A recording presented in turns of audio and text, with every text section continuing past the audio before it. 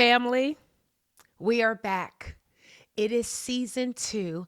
I have missed you guys so much. What have y'all been doing? But before I ask you that, I want to welcome you to the Whole You podcast, where you already know this is where culture meets wellness. So now, what have y'all been doing? I have not seen you all since December. I'm hoping that your Christmas was amazing, or your Hanukkah or your Kwanzaa, whatever. I'm hoping that your New Year has been wonderful. I'm hoping that some of your resolutions are still in operation. I don't know about you. I haven't started my lose all of this weight resolution yet, but it's okay. We're still in the first quarter, but I'm so happy to be back, and I'm excited about us entering into the second season of this podcast. With that being said, we're doing things differently this season, and one of the things that we are doing is having guests. Yes? Can I get an air horn for the guests? We're about to have guests that are going to be coming through, so it's not just me, and these guests are going to be handpicked, and I'm excited about who they are, in addition to what they do, and connecting you to what they do. And so I want to introduce to you this beautiful, amazing person that is sitting with me today. And isn't she beautiful? Y'all, can you listen? Can you introduce yourself to the people? Yes. Let them know who you are and what you do. We'll start there. Absolutely. So I am Alise Moore. I am a licensed mental health therapist. Yeah. Which is why we love each other so much. Very much. I am a PK. Yes. I grew up in church, been in church my whole life, love the Lord. Yes. And in growing up in the environment I grew up in, I learned that it is really important to know who you are. So Absolutely. I am a person who helps and coaches people really find their identity and hone in on it and walk in the most authentic and value aligned life as Value possible. aligned. Listen, value aligned. I like that. That is Because fire. people don't even know their values. They don't don't. know what they value, so they don't know how to align with it, and they just live in aimless. Hey, So y'all see why she's sitting here, right? Y'all see this, right? And I know someone's going to be in the chat like, value aligned. We need that phrase to go viral. absolutely. And I am an artist. So I am a licensed therapist as well as an artist, a recording artist. And so, yeah, we're figuring out how to do all of the things. Absolutely, And not just one. which we're going to talk about today. Okay, before we get started, I want to ask you this question. I'm going to ask all of my guests. Okay. And this is the question. What are 2 things you do to be a whole you? I am consistent with my therapy appointments. That part. Yeah.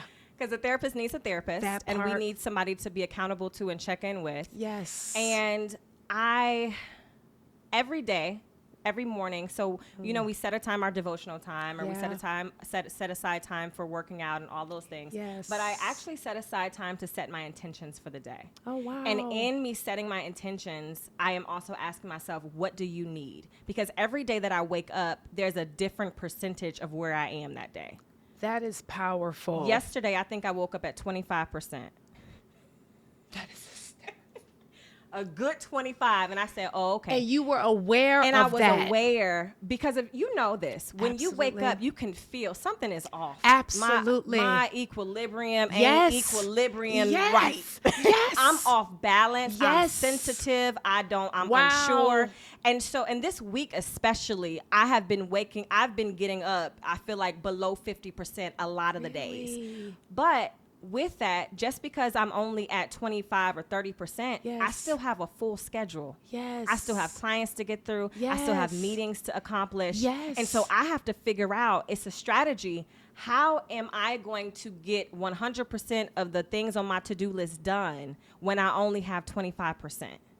And so when I set my intentions and I ask myself, where are you and what do you need? It allows me to not disappoint myself at the end of the day. This is so good. You get what I'm saying? This is so It rich. allows me to say, oh, okay, I did the best I could today because all I had was 25%. Okay, wait, because we see how we're starting. This is Alise Moore. See how we're starting? I have to ask you a question for my own self, selfishly, as well as for everyone that's going to watch this episode. So if I wake up and I'm aware that I'm at 25%, some people would go forth in the day trying to figure out how to account for the other 75? Or are you saying, I know I'm at 25, so let me adjust some of the things that I'm doing today because I may not have the bandwidth to get everything done? Or is it both and? It's kind of both and let me explain it like this. The world doesn't know my 25%. I will run. But they don't know my 100% either. Wait a minute. Hold on. Hold on. What I'm about to do is get to the end and tell y'all where to find this woman.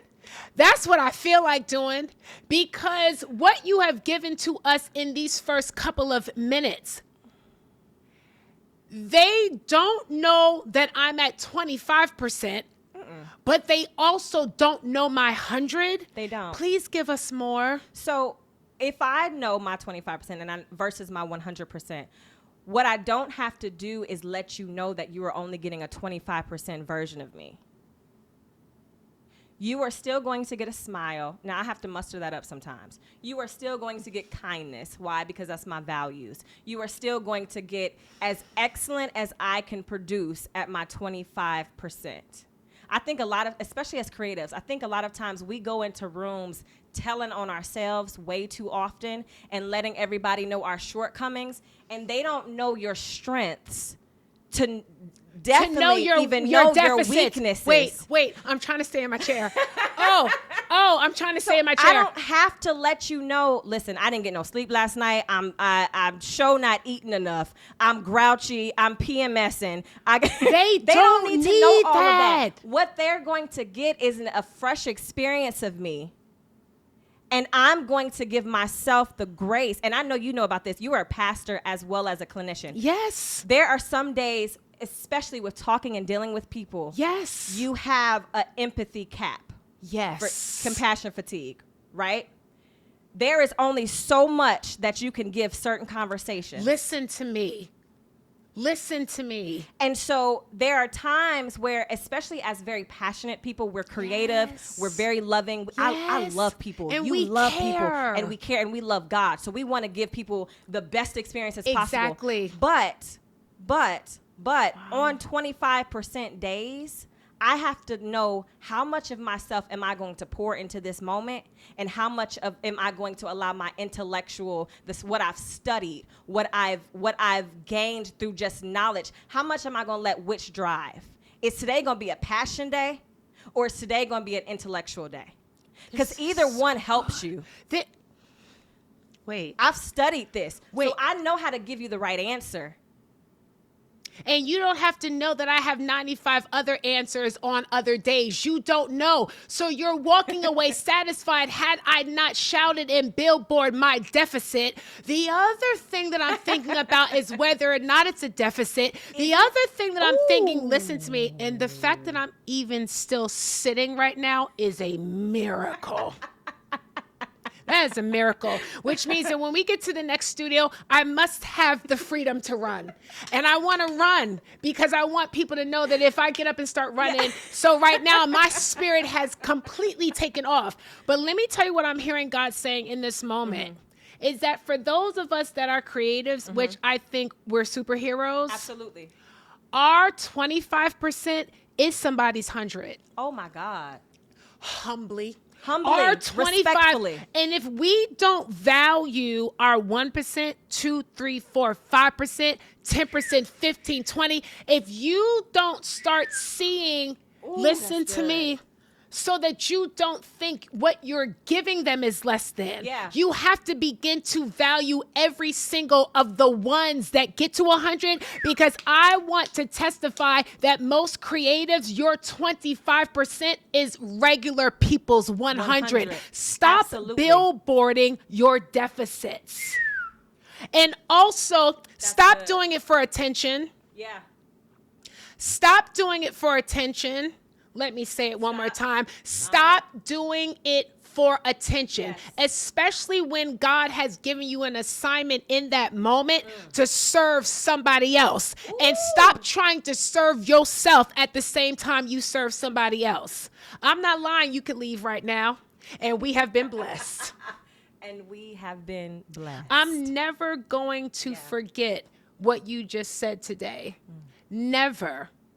Because with all I know, there is that guilt that comes in. Absolutely. When I know I'm not at my best. Yeah. But then theologically, his strength is made perfect in my weakness. Ooh.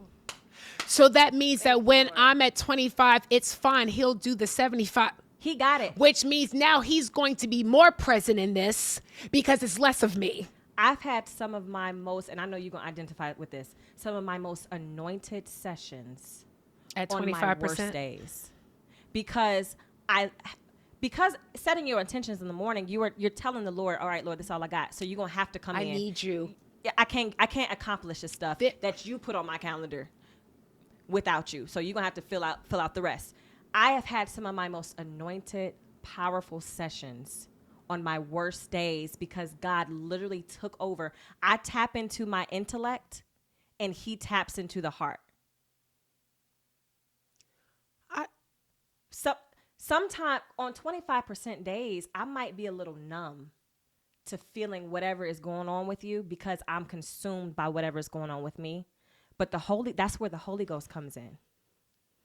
So if he can make up the difference, if he can discern, oh, no, this person is heartbroken because da-da-da-da-da, just let me word your mouth. I got it. You give your 25%. I'm going to give the rest. And you know what's wild? The 25% was when you showed up to the session. Baby, I spent all the energy to get here. That was the 20. On, praise God. That part. And took a shower. That was the 25%. Yeah. Yes. Okay. It's me saying right now, if you're in need of a therapist, here you go. You've been praying. You didn't know. Fasting, huh? You didn't know. Here she is. I don't know what slot she has available. But here she is. But here she is. All right. That was amazing. Thank you. So, she has a therapist because therapists need therapists, and she sets her intentions every day. And a part of that is her knowing what percentage she is at and then governing herself accordingly that day. I will never, ever, ever forget what you said today. Yeah, thank you for that. Y'all, the people that I know, it's humbling. Okay, so y'all know what time it is. It's our time for culture codes. Y'all already know. So this podcast is when culture meets wellness. Okay. And I like to talk about wellness in connection to what's going on in culture. Okay. So we will skim through the shade room, which you know is plenty of content. And every episode, it could be a different thing. But this time, what we're going to do, which I think is going to be fun, is who did it better. So what we're going to do is there is a battle between who had the best biopic portrayal. So I've seen all of these except for one. Okay. So we'll talk about each one as well as the actor, and then we'll decide which one we feel like was the best biopic. Okay. First one, Malcolm X, Denzel. Have you seen that? I have. First of all, let me say, it's Denzel. It's Denzel. I mean, do we have any more on the list? Even Denzel. Technically not. Even though Denzel is now, he's getting older. The man of God, minister. Now he wants to accept his call all these years later. We love you, Denzel. We've been saying, we knew this. And we know it's old now because did you see the clergy robe he had? It was the white one from years ago. See this. It's very Baptist with the red piping. And so I said, but it's all right, Denzel, I that need you a come. picture of this. I Listen, need a okay, visual. we're going to put it up right here. Boom. This is the clergy robe that Denzel had on, but we're excited that he has we accepted love his this. call, but it's Denzel and we love him. Yes, okay. He morphed into Malcolm, I felt like he started looking like him. moving like him, talking like Yes, him. yes. There you go. Look There at- we go. Sharon, Oh yeah, you know that's my granddaddy's robe. That's what I'm trying to That's tell the you. 80s. That's what I'm trying Yeah, to tell you okay. because He I been think in this. he's delayed on accepting Yeah, his call, yeah. but it doesn't matter. It's As okay. long- We still love Look you. at it's all right, and Did he you get know baptized it's in the all robe? because they all in the pool with the robe.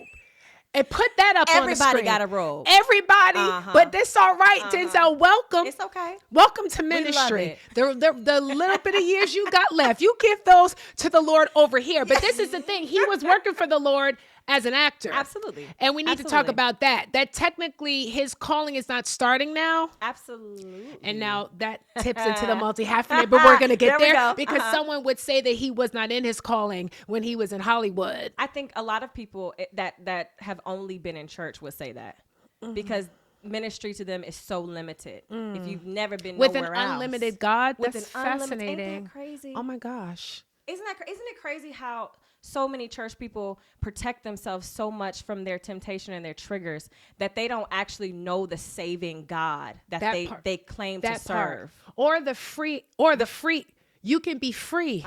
Yeah, you can be free. It's okay, and everything is not the devil's work. We don't know what the Lord can do and where he can take you because you're so scared. That part. Yeah. Oh, okay. Okay. All right. So Denzel is about to be number one. Then we have Angela Bassett with Tina Turner. Now, I think immediately about her arms, which then we called them Michelle Obama arms. We call them Michelle Obama arms. Yeah. I also, when I think about Tina, I think about that scene in the studio. You know that horrific scene that was just so jarring. Yeah. But she morphed into Tina. She did. That was a good biopic. I think she did an amazing job. I know. And I don't know if I have any actual critiques for her role. Me neither. It's one of those, it's a staple in culture. I know. Yeah. And Ike, you're wrong. Yeah. I just want to say, Ike, you was that's bad what you had did to Why that you woman. do her like that? Why? And all those other women. And all the Ikes that are existing right now. So if there's any woman watching this and your man is like, eat the cake in whatever way, stop eating that cake. Please don't eat the cake. You deserve better than cake. Don't eat that cake. Okay. Oh, okay. Lawrence Fishburne, Ike Turner. He did a good job playing Ike. But I mean, not Angela good, but in the shadows. Yeah, it was in the shadows, but he's a great actor. Jamie Foxx and Ray. Ding ding ding ding ding ding ding ding ding ding ding ding ding ding. When I tell you, Jamie Foxx. Jamie did him better. I know. He was more Ray than Ray. Out of here. Wait, y'all. Did y'all hear Alise say that Jamie was more Ray than Ray? I agree. Like, oh my God. It was so good. That might be greater than Denzel. It might be. Ray might be number one. And this is the one time that I would put something or someone above Denzel. Yeah. Also, did you get a chance to watch Jamie Foxx's comedy special? I did. We need to unpack that. I know. We really need to sit down and know. Okay. You'll come back. Well, next time we'll be in another studio and we will literally, let's just unpack because the amount of therapy and the spirituality that he threw in there towards the end, we can clinically dissect that entire situation. And we can also dissect some of the feedback from people that was disturbing, very disturbing, that were upset, the lack of empathy. Oh, why he's so slow? Why he? Did you this see man how many almost church people were was in that coalition of critics? Now that's what blew me. We're gonna talk. Yeah, that's a whole Let's do that. conversation. It'll be our part 2. Okay, Selena, Jennifer Lopez. Did you see that? Yeah. I get upset about that movie only because it's why I'm guarded and I have trust issues.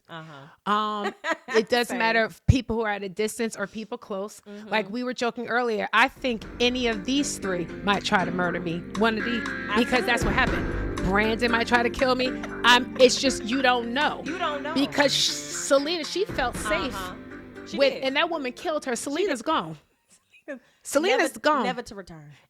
I mean, died because she was killed by somebody close to her. Close to her. So I don't like this movie. Period. Now she did good. She Jennifer did crushed an amazing it. job, and I feel like that movie took the culture by It did. storm. It did as well. It did. It also highlighted the creative space within the Latino community, Absolutely. which I think is a whole, it's like menudo. I feel like now we don't even see the Latino community and all of their gifts being Absolutely. celebrated, Yes. even though I know that they're out there. Yes. So agreed. yeah. So it definitely put a beautiful spotlight Exactly. on their culture. Yep, Yeah. and their music, which is Yes, beautiful, and I yes. know you can appreciate it as a Yes. singer. I love like Latino music. It's just it has like this whole rhythm to it that is connected to like Absolutely. the African diaspora. So yeah, okay, cool. Next is Frankie Lyman. I didn't see that. Lorenz Tate. I didn't. We don't know. Sorry. Next sorry, is y'all. Ali Will Smith. He did. You know what? I never finished it. You didn't. Yeah, it I was never good. finished it. I feel like, now granted, I could be wrong, but I never finished it. I felt like it was slow. I felt like it was a slow start, and I think I got Yeah. sidetracked. Yeah, or gotcha. something. I was like, all right, Gotcha. come back to It it. started slow and I got sidetracked. Yeah. But yeah, this last one I don't even know, so I'm not gonna bring it up. So out of all of those, I vote for the best biopic being Ray. Me too.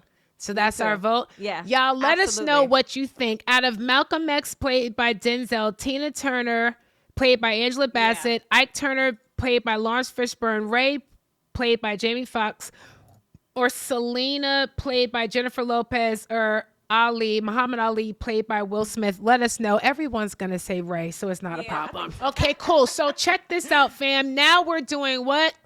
Ask Dr. K. You already know. So we are going to read this Instagram caption that I wrote, which actually started a conversation with me and Alise, which is why she's sitting here today. Yes. So I posted this picture, and this was the caption on my Instagram page. I said, historically, people have been placed in a box that can contain and explain what they do. The opportunity, not challenge, of this current age is the exploration of what it means for someone to be a multi-hyphenate, meaning that you can't put me in one box. We don't just do one thing, but in order for others to embrace that, you have to embrace it first. Yes. There's nothing wrong with you. You don't have to choose one avenue. You're not all over the place. God has created you to impact more than one space. So instead of saying that people don't understand you, take the time this year to finally accept you. And my favorite part of the caption was, and then teach the world how to encounter you. So let's start with this. When you think of the phrase multi-hyphenate, what do you think of? Because you are the perfect definition of a multi-hyphenate. Yeah, I think multiple lanes. Yeah. And I think sometimes they don't always look like they complement each other, but they coexist. That's powerful. They seem like opposites a lot of times, but they coexist. It's like a dialectic. It's two different things, but we bring it together. Absolutely. So that's how I think of multi-hyphenate, and I think that's what is the challenge for people like us. Well, I do this, but then over here, I do that. Yeah. And like prime example, over here, it's always so far away. It's tucked away. It's private. Wow. It's considered a hobby. That part. Yeah. Not the serious thing. Not the serious thing. The serious thing is typically what other people would be proud of for me. Or watch this, what other people can do. Uh-oh. Oh. Uh-oh. The hobby I feel God. Uh-oh. The hobby has to be what you can't do. That now you're trying to make Uh-oh. it a hobby for me because I can. It's so good. That is so good. Yes. Yeah. When did you realize that I can do all of these things? I can sing, I can counsel. When did you find out that it was okay and that you did not have to zero yourself into one thing? That's a good question. Timelines are hard to pinpoint because I have been juggling both for a while, but I always picked one to be my dominant. So years ago, being a freshman in college, I was an artist. I mean, I'm in the studio every day after school. Really? It's a thing. And that's how I identified myself as an artist. Wow. Now, I was in school, sociology major. Yes. Loved it. Yes. But I felt like I had to choose. Look at that.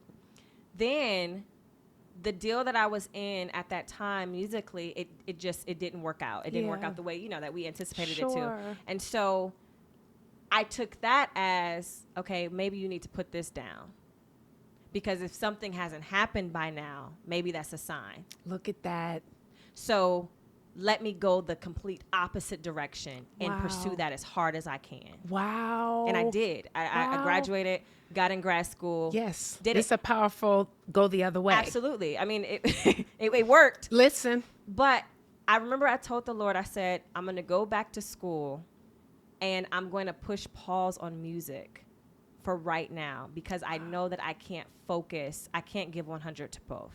Wow. And so I'm going to give this back to you and let you just hold on to it. Yeah. And if you give me an opportunity, if you allow me another door, another whatever, another deal, anything, I'm going to do it. Wow. But I need to figure out how to steward this well because I've neglected it for so long.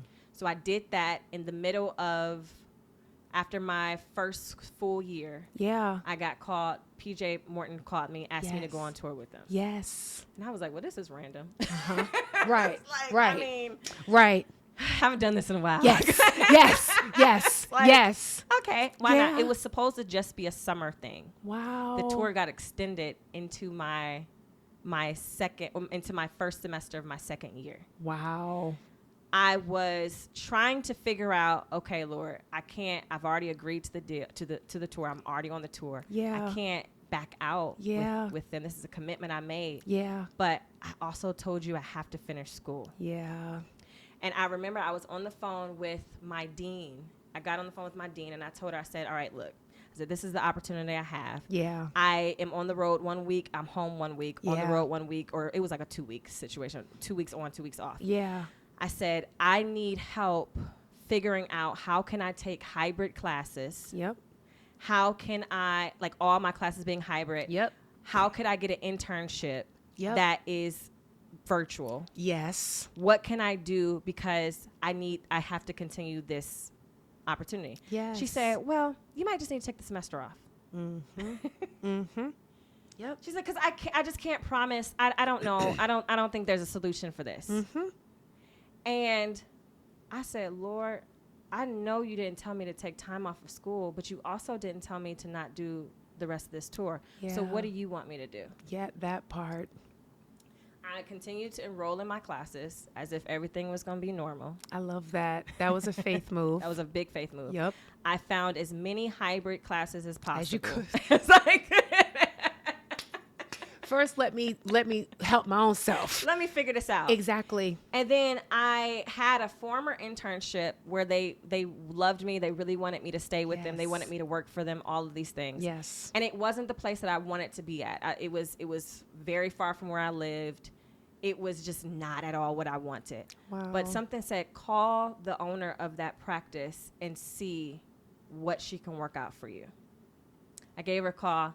And you know, Black people. Yes. Sometimes you got to use a name here and there. Yes. I said, "Do you know PJ Morton?" She's like, "Oh my God, yes, I love." I said, "Great. Well, I'm on tour with him." Yes. Yes. Yes. Yes. Yes. But I am in school. I need an internship. I wanted to know if you would accept me. This is how my schedule would look for the next few months. Yes. She said, "Oh, easy." She's like, "You'll be." She's like, "You'll be able to teach from like Zoom, do lessons and things." I was like, "Whatever you need me to do, I don't care." And then when I'm in town, I'll be there. Exactly. She was like, "Perfect, you got it." No problem. So I reached out to my dean and I said, "Well, this is what I have." Yep. And I'm gonna figure it out. Yep. She was like, "Oh, okay. Well," she was like, I doubt that you'll have a high GPA at the end of the semester." Thank you. Thank you for that word curse. Thank you. That's nice. That's really a nice word curse. I like that. I really needed it. Thanks. And powerful, wasn't it? And I did the tour, got back in school. Was I exhausted? Absolutely. Yep. Was I burnt out? Absolutely. Was I sometimes at 25%? At 25% almost every day? That part. Absolutely. Yeah. But it was in that moment that the Lord said, "You gave this gift back to me, and I told you, and I kept it for you to give it back to you because you were at a point where you can steward both." And so going into my second year of grad school, I realized that I was supposed to be both and. Look at that. Not one or the other. Not one or the other. And I ended the semester with like a 4.0. Wow, the opposite of what had been spoken. That's powerful. Absolutely. Look at that. And so that's when it really clicked for me. That I can you don't have to pick and choose. Yeah. They can coexist. They can coexist. Absolutely. Absolutely. So what would you say to people who are watching right now who, one, almost feel swallowed up by their multi-giftedness, and because they have so many lanes, they're doing none because the multi-hyphenate mantle is literally paralyzing them. Yeah. What would you say to them so that they can get started? Because I think some of them are paralyzed because I can do so many things well. Yeah.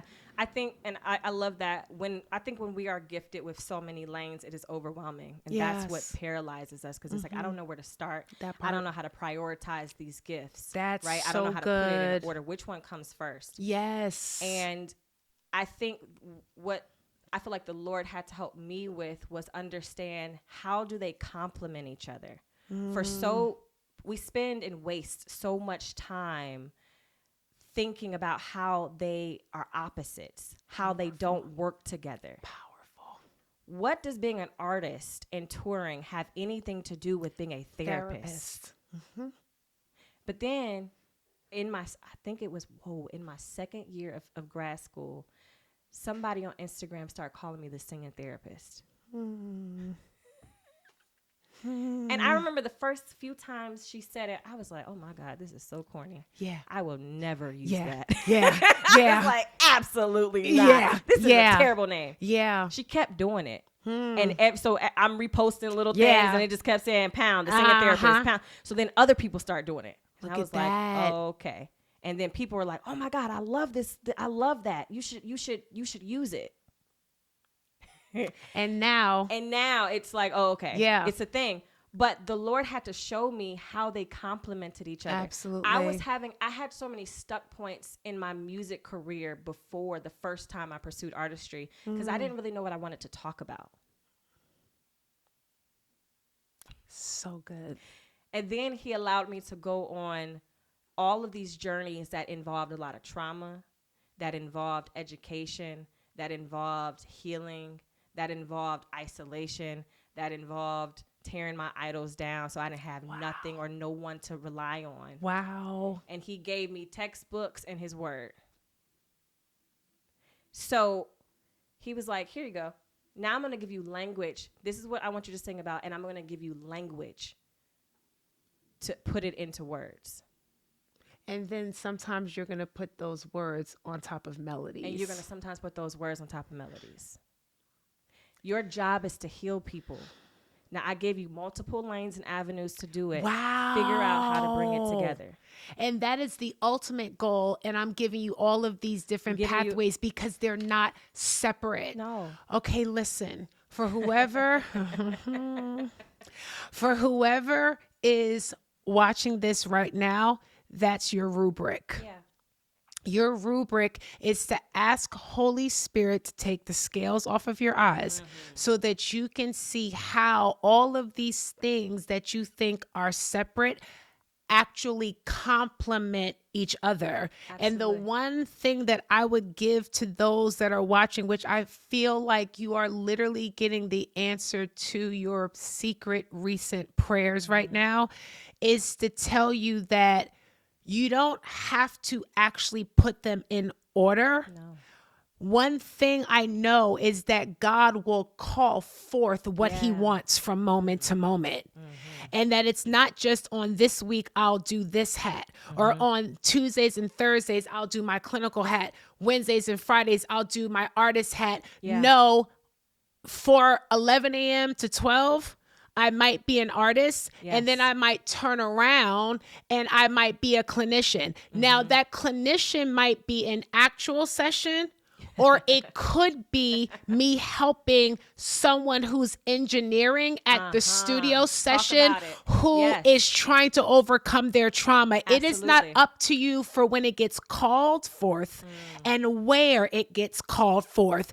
If this is who you are, and you start to not just learn Yes. all of your hyphenates, but you embrace that you are those hyphenates, Yes. it's easy to call them forth. Shh.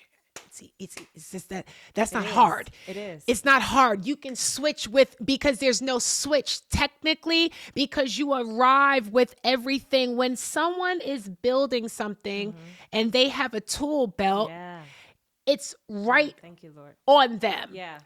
Whether they use a monkey wrench, whether they're using a hammer, it's very quick for them to pick up a tool. But let me tell you, they're the same one using the hammer, same one using the monkey wrench. I came to tell you you're a multi-hyphenate, but Yeah. you are the multi-hyphenate. Yes. And you're never going to have to split yourself. Yes. Ooh. Hey, listen, I feel like we should have charged That's for good. this episode. I feel like there should have been a cover charge. In order to listen, you In have order pay to a little listen. cover charge. Cover fee. I know that someone that's- has been helped today. I Also, think- I'm very excited that not too long from now, when the rest of the world they be so slow, the world. But once they catch it, I'm going to have on record that the singing therapist, y'all are late. You're late, but we're glad you're here. I want you guys to remember this woman, but I'm going to land there. So we're going to do one more thing. We have something, and thank you for being here. Thank you for having me. We have something called the Situation Room. Y'all already know. Okay. This is the last thing people write in situations that they Okay. go through. Like we be in situationships, all type, not just Absolutely. romantic. Absolutely. And so we answer their situation on the pod. So this is our last thing, and then we're out of here. Okay, so this is what it says. The subject is my friends don't respect my recovery. So they said, I'm really struggling with the people in my life right now, especially my friends. I've been sober for a few months now, and it's been tough. I've been working hard on my recovery, and I'm proud of the progress I've made. But lately, my friends, people I've known for years, don't seem to respect my boundaries. They keep inviting me out to bars saying, come on, we'll just get you water. No pressure, just hang out.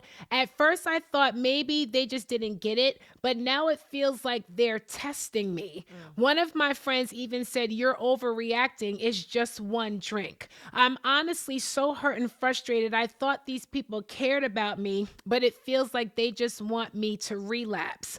I'm at a point where I'm wondering if I need to cut ties with these friends in order to protect my sobriety, but it's not easy. I don't want to lose everyone, but I also don't want to go back to the person I was. That's tough. That's tough. Oh, baby. It's the old baby. Okay. You ready Yeah. to talk about it? Okay. Okay. So we have a thing called roll suction. and a thing called roll lock. And in we think of it's a typically we talk about it within family systems. Yes. But family systems resemble all systems that exist. So friendships are a system. Church is a system. Absolutely. There's everything as a system. What happens is every person within a system, within a family, within a unit assumes a role. That's right. For the oldest, they might be the savior. For the middle child, they might be considered the problem child. For the bottom child, they might be the goof one. I don't know. Right. The mama might the be scapegoat. the enabler, the scapegoat. Yeah. The mama might be the enabler. The father might just be on his own thing. Everyone has a role, and it's very subconscious.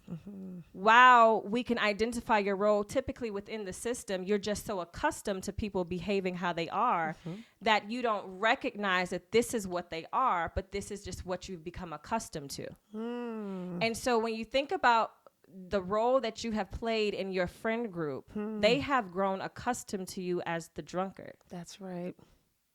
That's your role. That's your role. As the one that's maybe not always stable. The one who might pop off a little bit because they inebriated. Yeah. We don't know what's going to come out of her mouth when she drink, and we Yeah. like it. It's the fact that we like it. We enjoy the role that you assume because we're comfortable with you being in that role. That's right. And anytime that you try to move out of that role, we are going to try to suck you back into it because that is what we are comfortable with. Powerful. And so you have been locked in a role for a long time, not even knowing. And now that you're trying to remove yourself from it, they are trying to suck you back in. It might be knowingly and it might not be, but it's what they have grown accustomed to and grown to love concerning you, regardless if it is destroying you. Now, the unfortunate part is you are going to have to decide, what do I value the most? That part. Do I value these what I considered friends in my drunken state? Or do I value a healthy, whole me who is pursuing purpose? Absolutely. Soberly. Which is not sober just from the perspective of not being intoxicated, but it's sober from the perspective of I can see clear. I can see clear. I can hear clear. That you wanting me to just take this one drink don't sit right with me no more. Absolutely. And I know that I can't just do one. Yeah. Ooh, and you all might be able to just do one. Absolutely. That's the thing. It's okay for you. It's literally paralyzing, if you will, or destructive to me. So sometimes when they say, what's the big deal? They don't understand. They don't. Because perhaps they can do one drink. Absolutely. But I have some type of an addictive quality to who I am where I can't stop where you can stop. And what's sinister is the fact that me not stopping has now become our social circle's point of entertainment. Absolutely. And sober me makes you uncomfortable. So maybe we need to think about, why is a sober version of me a person who can think clearly, I can see clearly, That part. I can hear clearly, Yeah. my discernment is probably sharper. Yeah. Why don't they want me at that version? Yeah. And you know what else is powerful, Alise, that relationship shifts are so hard. So hard. And I'm going to be writing about it very soon. Okay. I'm super excited because I think it's necessary. Yeah. Because friendships changing or no longer being is very hard. Devastating. But at the end of the day, if you met them and they agree to be friends with you in your drunken state, what we hate to give language and sit in is that they never agreed to be friends with a sober you. Now that is hard, It's a hard truth. but it is the truth. You cannot force me, as unkind as it may seem, Absolutely. to be friends with this you that I did not agree with, which Absolutely. means that we may not be able to continue to journey together. Absolutely. And that is okay. But as for me, Yeah. I am not going to stay in dysfunction so that My I God. can have company. Absolutely. I'm Absolutely. going to go after peace, even if I have to start alone, because I believe that along the pathway, I'm not going to be alone. Absolutely. You might have to start. It's a start. It is. It's new. Absolutely. So it's not going to be people there. It's new. There was no people at the beginning of the book of Genesis. Yes. It was new. It was Things brand are new. being established. Yes. But along the way, it's a narrow path. You'll find other people that are still traveling on that path, but don't not become just because you're not willing to go through a brief season of walking alone. Oh my God. Now that's thank you. You got there, because I think so many times we fear discomfort, whatever the discomfort, the uncomfortable feeling is, whether it's loneliness, insecurity, because you're probably feeling all of those, shame, guilt, embarrassment. We don't like to sit with uncomfortable feelings. 100%. And so we try to fill those spaces with things and people.